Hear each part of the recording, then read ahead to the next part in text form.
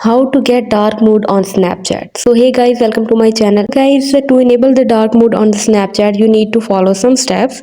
So before starting the video, you please make sure to watch the complete video. Guys, open the Snapchat app and tap on the Bitmoji icon at the top left corner of the screen. Now tap on the setting cog at the top right corner of the screen.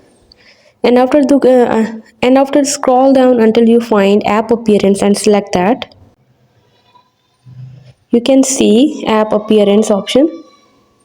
So you can see app appearance option, and after that you can see the always dark mode. So you have to tap right here on always dark, and then you can see restart now. You will see that your Snapchat will be dark, and you can see that this is dark now. So this is how you can easily get the dark mode in Snapchat. Hope you guys like my video, and please consider showing your support by commenting, liking, sharing and subscribing to my channel for more valuable content in the future.